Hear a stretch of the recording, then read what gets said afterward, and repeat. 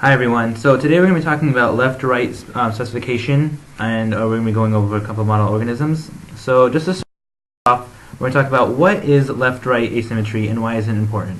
So in a lot of vertebrates, obviously there's bilateral symmetry that is present on the exterior of the organisms. However, underneath that exterior is asymmetrical left-right patterning that exists. This contributes to like the liver, the kidneys, all of the organs, and the internal aspect of the organism, which is not symmetrical. So how does this happen?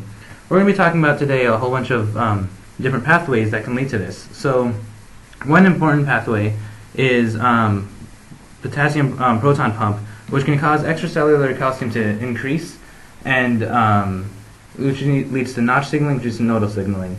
And so we're going to be going into these pathways more in depth as we go on, but this is one example of a pathway that can lead to this left-right asymmetry that is present in many vertebrates. How are cilia involved in left-right symmetry?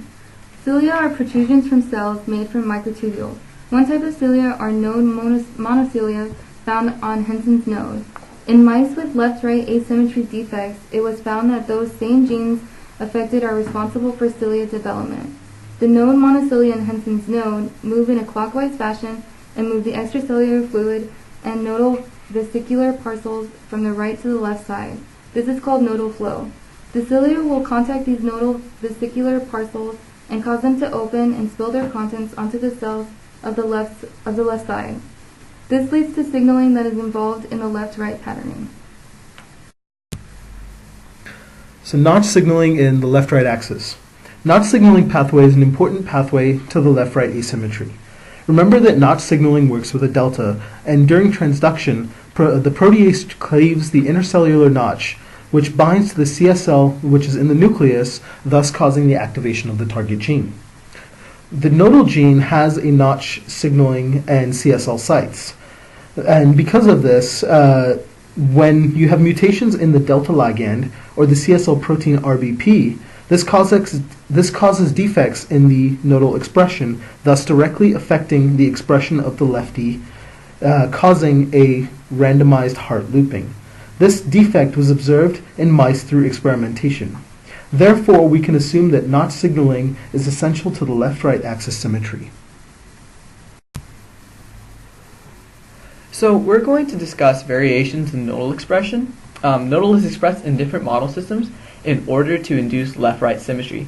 However, it is important to distinguish how two distinctive systems cause nodal to get to the correct location. In both systems, nodal must get to the left side. However, in the example of the chicken and frog systems, a proton potassium pump is active on both sides of the nodal cord.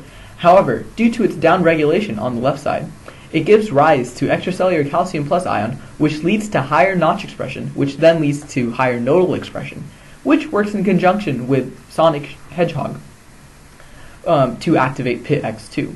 On the right side of the chicken and frog system, however, lefty, which is a nodal antagonist, antagonizes nodal, and activin, whose repressor when activated repress sonic hedgehog. In mice, humans, and zebrafish,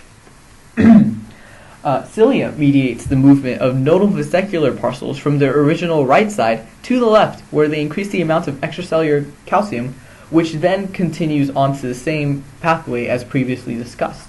However, the nodal vesicular parcels are worked on in two different stages with regards to the cilia. In the first stage, the cilia causes nodal flow to move the parcels to the left, and in the second stage, the parcels are smashed in order to distribute the nodal to the left side, which then causes them to activate the same pathway that induces left-right symmetry. In conclusion, the nodal pathway in hedgehog will activate PIT-X2, which is important for lefty specification. Any disruption of nodal will cause the randomization of left-right asymmetry. Nodal flow is responsible for left-right asymmetry in humans, mouse, and zebrafish. On the other hand, the potassium proton pump is responsible for the left-right asymmetry in xenopus and chick. Cilia causes nodal flow, which allows the movement of molecules from the left side to the right side. Cilia smashes NVP to release nodal, which leads to increased extracellular calcium, which results in lefty specification.